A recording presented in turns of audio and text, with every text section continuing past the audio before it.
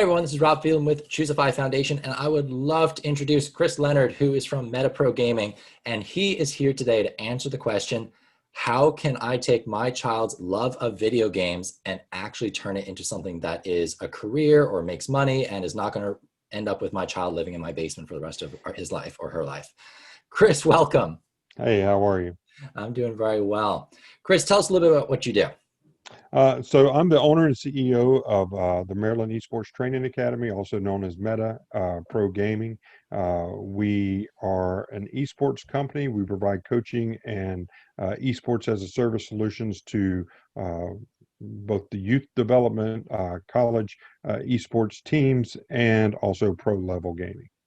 Okay, so you just probably threw out a lot of things here that most parents are like, wait, what? So I heard the word college and I heard the word pro in the same context as video games. Can you tell me a little bit more about that? So like you can actually like take this further than just your basement or your couch? Oh, absolutely. So esports is one of the fastest growing sports in the world. It's already surpassed all other traditional stick and ball sports. Esports, I agree. If it has a bad of rep sometimes because you get the traditional kids playing in the basement, the video games for hours on end. And you're right. That does happen, and that is bad for the sport. But what is good for the sport is having a little direction, a little teamwork, a little leadership skills that are thrown in there, and teaching kids responsible gaming the right way, and not being toxic to their people that they're playing against. There is tons of space for youth to be able to get either discounts or college scholarships to any college. Almost every college has an esports teams now. Some are a little bit more aggressive with their teams than others, but there's definitely room to get scholarships off of your gaming skills on the Okay. NCAA level. And I want to come back to the college in a second, but Yep. um, for anyone who thinks that video games are a total waste of time, they're turning your brain to mush, you learn nothing from them. What can we learn from video games? So The biggest thing that you learn through Meta Academy is, again, is going to be the leadership and teamwork skills that you have, and basically it helps you be a better human. There are some STEM um, skill sets that are transferred over from the video game environment, but being on any kind of organized team, whether if it's lacrosse, soccer, baseball, and esports, you're going to learn the skill sets that actually is going to make you a better citizen, a better human, a um, better child, and it's going to make you a better college athlete as well. aren't most video games solo sports though? Like you're sitting in front of a TV screen with a controller. Like, what's the team aspect? So most of the games that we play for traditional esports teams, and they are a lot of solo games, but the games that we participate in, none of them are individualized sports. They're all on a team, whether if it's three, five, or six people on a team. So we don't participate in individual sports in our academy, just so we can help teach those skill sets. And you can coach esports just like you do traditional sports. You have a playbook, you have team meetings, you have practice, everything that you do for football, baseball, basketball, you can do it for esports as well. That's fantastic. And it's something I wouldn't have thought of. Like I would have definitely been, I'm a high school teacher. I see kids playing video games all the time. I hear from parents like, oh, they're not doing homework. They're not doing anything because they're always on their games. And I think there is that addictive, there is that nature of like focusing on games and doing it for a hobby or recreational. And there is nothing productive coming out of it. But you're suggesting something now that is different. Like you're part of a team, you're learning skills, you're learning how to be part of a team, how to strategically overcome obstacles, how to look at an opponent and what they're putting in front of you and find ways to get past it. Basically, all the things that we love about traditional sports are turning up in esports as well. And it is a case of having an actual purpose to what you're doing versus just playing for a hobby or for fun. There is, I think, a line there that's the difference. Oh, absolutely. So too much of anything makes you an addict, right? So too much video games is the same thing. And what we try to do is that when you are playing, you are being a little structured in what you're doing. We break down game tape of our opponents just like you would anything else. So there is strategies involved. There is teamwork involved. Everybody's got to do their part for the team to succeed. So we're proud of the sports that we participate in. The sports that Meta participates in are less violent than most of the other games, and we don't participate in any game that well, we don't participate in any game that's excessively violent or has misogynistic themes. That's just something that we don't support. There's tons of games that you can go out there and play that teach the skill sets of traditional sports, and that's what we focus on. That's wonderful. Yeah, I think in our conversation before, you said every game you compete in is what, ranked 13 and below, or general audience, something like that. It's not an R-rated game. Absolutely. Yeah. Yeah, we don't, most of the students that we have are not old enough to purchase a mature game, so we don't compete in those mature games either. So they're either T for teen, E for everyone. Okay.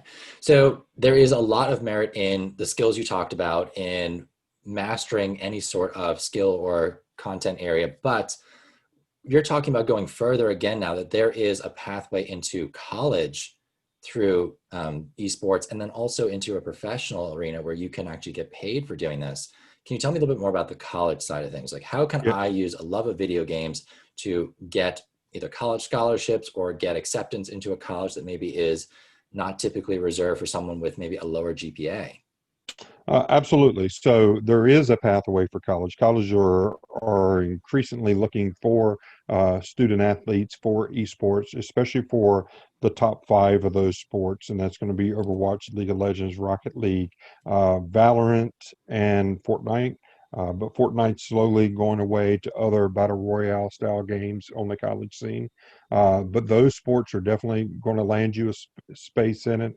The same rules apply to that college. You know, you got to have a certain GPA, you got to have good on your test scores. But you know, certain colleges that you may not have been able to get into as a traditional student applying, you may be able to get you in on the esports team, which gives you a different avenue to apply. So you know, take any big state college that you wish you could get into. You go in as an esports athlete, they may be taking a better, harder look at you as applying than that. And that's where my company comes in too. So we can help you get into those colleges. We represent D2, D3, D1 schools that I know that are recruiting for that. We represent them and looking for those, and we can definitely help get your students into a bigger, better school of your choosing. Because you're saying now there's scholarship available, which means they're not treating it like a club sport. They're treating it like an officially school sanctioned sport that they want to support. And they want to get students in who are actually able to play and play at a high level. Because most colleges, they recruit high level athletes because there is some sort of either status that comes with it or monetary output for the college. Either, I'm assuming there's prize money for winning competitions. Like, why are colleges supporting this so much? So, so several parts to your question. So some schools are offering esports scholarships, but you kind of got to be wary of those. You know, buyer beware. They may offer you a scholarship, but it's maybe just a few $100s off of your tuition, where you can go to another school that's not technically saying that they're offering a scholarship, but it may be offering deep discounts. One of my schools is offering 47% off tuition for esport players because they're trying to build out their team.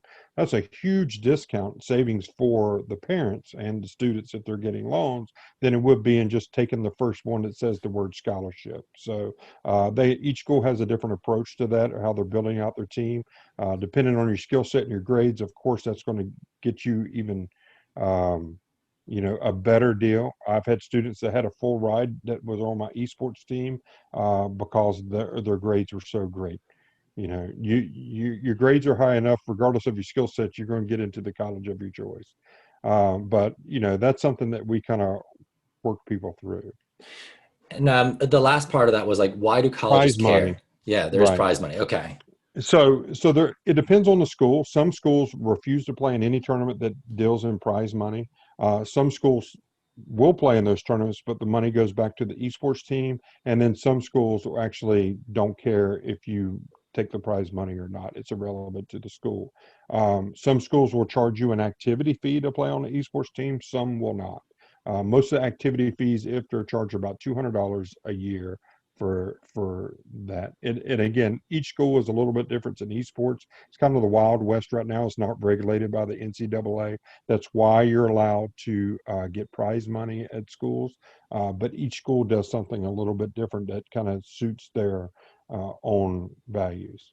Yeah, so it's still early days. It's not, Right. as you said, not officially an NCAA sport. At which point, if it did, it would become much more regulated in terms of recruitment, how Absolutely. you can get in, and all those rules that go with that. So very interesting times if you are an esports player, because there is a little bit more flexibility in how you can get that pathway in. All right, so now like pro esports. So you just hinted that there's actually prize money out there. There is somebody willing to give away prize money for being excessively good at a game. Just like any other game, it's sometimes questionable, like why does anybody get paid to do this? But at the same time, it's like people love watching it, they love playing it. So what's the route to being a pro video game player? So pro gaming is a whole nother animal altogether. But the good news is, and it sounds like a sales pitch. At Meta, we have the whole thing, right? So we're called Meta Pro Gaming for a reason. Not only we do youth esports development, not only do we follow you through college, but we also have pro teams as well, and the top major teams that we have. We have a couple semi-pro teams. As you know, we have 3 League of Legends teams that are just unreal, that are semi-pro, about to turn pro as well. So we can help get you there. So one of the things that Meta offers is that for high schoolers that are looking to get into college, we offer high school esports combine. So just like the normal combine that you see for the NFL, we offer a combine style atmosphere that will get you seen by the college coaches that you want to be seen by. We also, for college students, we also offer a pro combine. So we'll have participation for some of the other pro teams that are around that want to look at some of these college players and actually sign them to a contract. And then we have pro players that we can also sign you for a contract. That's one small way to make money in esports. There's other ways. If you want to coach, we are always looking for great coaches. We pay handsomely for that. You can make a career off of coaching for us because we have so many avenues and schools that we represent that need coaching. Broadcasters, writing about it, social media. There's so many different types of jobs that you can get in esports besides being a pro player. And all are actively hiring, and all will pay you a pretty decent salary to live for doing that. I mean, some of our coaches, if you work enough, if you're working 40 classes a week on that, you're making about $50,000-$60,000 a year just coaching esports. It's crazy, right? That's awesome. Yes. And I mean, I always think of the YouTubers who I guess are just basically broadcasting themselves playing Yeah. and getting, tons of views. So you can monetize a YouTube channel as well. For Yep. those of you at home, it takes a little bit longer. You have to have, I think it's 10,000 subscribers and 1,000 viewing hours per month before YouTube will start paying you. And even then, I think their rates actually just went down. So Right. there are other methods to monetizing a YouTube channel, but it can be done. Make sure you do your homework before you say, I'm going to start a YouTube business, though. All right. I think that pretty much covers it. So is there Okay. anything else that you want to give in terms of advice to parents or to players about taking their love of video games to a more productive level? Yeah, besides the fact of coming see us, and we'll help Yes. you get you to the next level. For the parents, I understand that it's video games, but that can definitely be a pathway for your child's success, not only in high school, teaching them the values that they need, but getting them into the right college. And then if they want to pursue that as career afterwards, it's definitely opportunities out there. So it's real easy to discount it. It's like, oh, it's video games, but this is 2020. We are moving in a more digital world that we are, and this fits right in line with everything that you want your child to learn. We're doing it, and again, um, I know for my arena, we run a tight ship, so there's plenty of decent discipline and leadership and teamwork in each of the games that we are coached. So we're Yeah, really excited about it. and like a regular sport, it's about balance in how you approach it. There's a regime to it. You're not just There spending is. all your time playing. Like there is other things you need to do. You obviously academics is still important if you want to get into a college, so you have to balance that with your studies. There is a social aspect to being on part of a team as opposed to just being locked in your own space and just playing on your own. Even though I know the digital world now does allow for a lot more communication online, so it is more of a social sport, even though you look like you're on your own a lot of the times. Right. So yeah, and then for the player themselves, any advice for if they say aren't ready to step up to a formal education on video gaming? Like, is there something they can do it themselves at home right now? Yeah, keep grinding. Play rank mode. I know that seems a little daunting because rank mode is not actually the most fun people to play with in the games, but definitely play rank mode. It's going to get you a better idea of where you stand. It's going to give you a status on what you need to improve on, and people are going to tell you real quick what you need to get better at when you're playing rank mode. But put your competitors on mute and go get ranked, and then we can help build you from there.